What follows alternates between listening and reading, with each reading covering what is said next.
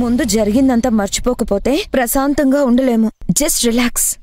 అవును, 2-3 సాంగ్స్ వింటే తప్ప నేను కూడా కోలుకునేలా లేను. నేను కూడా రిలాక్స్ అవుతాను.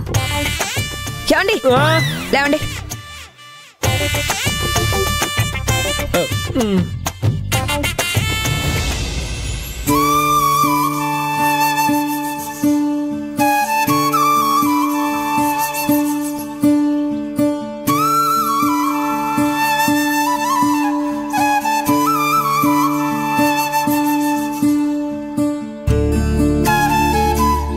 అమ్మా నిలవేణి, ఏంటయ్యగారు? మీ చెల్లెళ్ళని కంటికి రెప్పలా చూసుకుంటూ మీ కుటుంబాన్ని ఒక దారిలోకి తీసుకొస్తానని ఎప్పుడూ చెప్తుంటావే, అలాంటిది ఎందుకమ్మా నువ్వు నిర్లక్ష్యం చేశావు? అదేంటయ్యగారు, ఇక్కడ ఎన్ని పనులున్నా సరే వాళ్ళ అవసరాలు తీర్చే ప్రయత్నాలు చేస్తూనే ఉన్నాను. అది ఎంత కష్టమైనా సరే వెనకాడను. నువ్వు వాళ్ళ కోసం కష్టపడట్లేదని చెప్పట్లేదమ్మా. అర్చన రివాల్వర్ తీసుకొచ్చి నిన్ను షూట్ చేస్తానని చెప్పినా సరే ఎందుకలా సైలెంట్గా ఉండిపోయావు అంటున్నాను. నీకేదన్నా అయితే నీ కుటుంబం ఏమైపోతుంది చెప్పు. నేనంత దూరం ఆలోచించలేదయ్యగారు. ఆవేశంతో పిచ్చి ఆలోచనలతో ప్రవర్తించే అర్చన ఎప్పుడు ఏం చేస్తుందోనని నేనే కంగారు పడుతూ ఉంటాను. బుల్లెట్ కనుక తగిలుంటే నీ ప్రాణం పోయేది కదా. అయ్యగారు, పల్లెటూరులో కొడవలి చూసినా అది మారణాయుధం అని అనుకోము. పైరు కోయడానికి ఉపయోగించే పనిముట్టు అనుకుంటాం. అలాంటిది అర్చనమ్మ చేతిలో ఉండే తుపాకీని చూడగానే దాన్నెందుకు పట్టుకొచ్చి బెదిరిస్తుందని విస్తుపోయాను.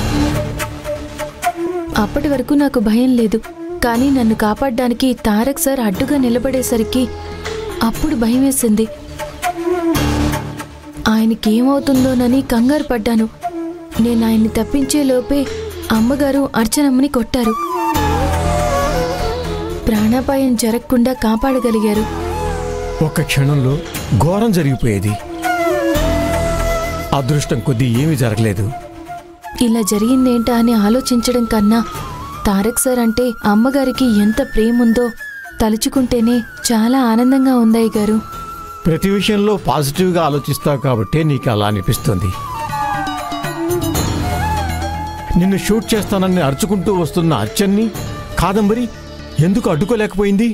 అంటే నీకు ఏం జరిగినా పర్వాలేదనుకుందా? తలరాతలో రాసి పెట్టినట్టుగానే జరుగుతుందయ్య గారు. కత్తులు తుపాకులతో దూసుకొచ్చి ప్రాణాలు తీయాల్సిన అవసరం లేదు. మన రాత ఇంతవరకే అని ఉంటే జారి పడినా కూడా ప్రాణం కోల్పోవచ్చు. అమ్మగారికి నా మీద ద్వేషం ఉందా అని ఆలోచించడం కన్నా తారక్ సార్ పట్ల ప్రేమ ఉందన్న విషయమే నాకు సంతోషాన్నిస్తుంది. నువ్వింత మంచిదానివి కాబట్టే నిన్ను అలుసుగా తీసుకుంటున్నారు. నువ్వు గడుసుతనంగా ఉండాలి, లేకపోతే ప్రాణాలు తీస్తారని నేను అనను గాని ప్రాణాలు నలిపేస్తారు అంటున్నాను. అది ఇంకా బాధగా ఉంటుందమ్మా. అయ్యగారు, జరిగిపోయిన దాన్ని నేనే మర్చిపోయాను. గుర్తు చేసుకుని బాధపడకండి. జరిగిన దాని గురించి మళ్ళీ మాట్లాడితే అమ్మగారు కోప్పడతారు. అమ్మగారి జ్వరం తగ్గేంత వరకైనా కాస్త శాంతంగా ఉండండి.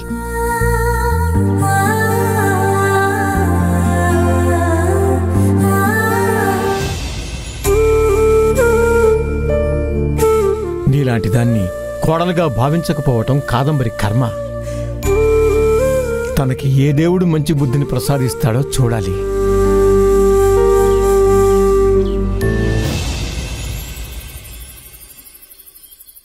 నిలవేణి, థ్యాంక్స్. మందులోకి నీళ్ళు లేవనుకుంటుంటే తీసుకొచ్చావు. నీ టైమింగ్ బాగా నచ్చింది. తీసుకురా. సార్, ఇవి అర్ధరాత్రి దాహం వేస్తే తాగడానికే కానీ ఇప్పుడు తాగుతూ కూర్చోడానికి కాదు. నిలవేణి, ఏంటిది?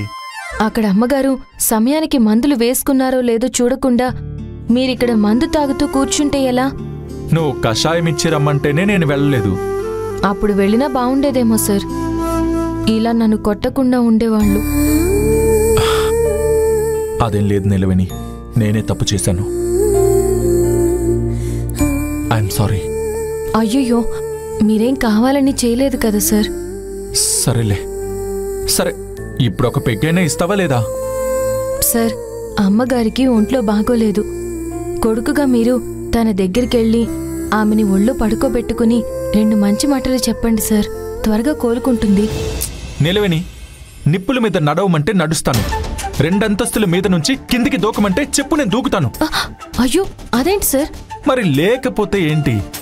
నా శత్రువు అంటూ ఎవరున్నారంటే అది మీ కాదంబరి అమ్మగారే. తనకు నాకు పడదు. అలాంటప్పుడు నేను తన దగ్గరికి వెళ్ళి ఒళ్ళో పడుకోబెట్టుకుని కాకమ్మ కథలు చెప్పమంటావే ఏంటి? ఇంకొకసారి అలా అనకు. సార్, అలా అనకూడదు సార్. ఎంతైనా అమ్మే కదా. అమ్మ కంటేనే అమ్మ కాదు. కడుపు తీపి లేని ఒక అమ్మ కూడా బొమ్మ అని ఒక పాట రాశారు, గుర్తుందా? అమ్మగారికి కడుపు తిప్పి ఎందుకు లేదు సార్? మీరంటే పిచ్చి ప్రాణం కాబట్టి అర్చన కాల్చిపోతే తల్లిగా తను తల్లడిల్లిపోయింది. ఓహో, అందుకే ఒళ్ళో పడుకోబెట్టుకుని జో కొట్టి ఇలా రుణం తీర్చుకోవాలంటున్నావా? అమ్మ రుణం ప్రపంచంలో ఏ బిడ్డ తీర్చుకోలేడు సార్. అమ్మకు సేవ చేయడం తప్పితే ఏమీ ఉండదు. ఇలాంటి అవకాశం మళ్ళీ మళ్ళీ రాదు సార్. నిలవేణి, నాకిలాంటివి చెప్పకు. చాలా ఇబ్బందిగా ఉంది, చాలా చిరాగ్గా ఉంది.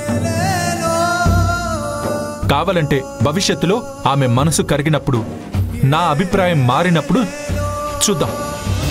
అమ్మగారికి అప్పుడు మళ్ళీ జబ్బు రావాలని కోరుకుంటున్నారా ఏంటి? నిలవేణి, నువ్వు లెఫ్ట్ అంటే రైట్ అంటావు, రైట్ అంటే లెఫ్ట్ అంటావు.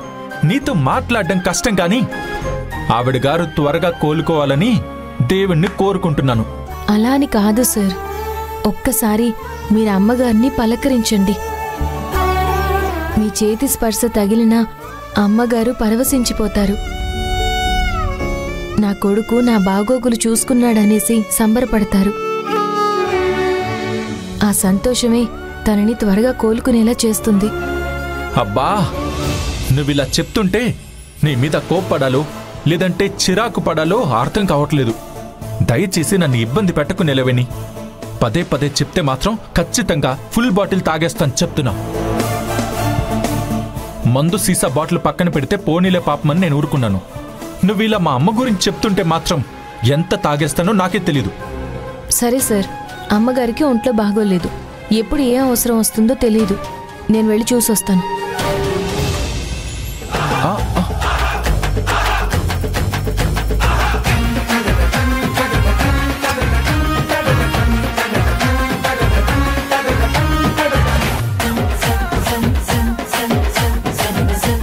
నిలవే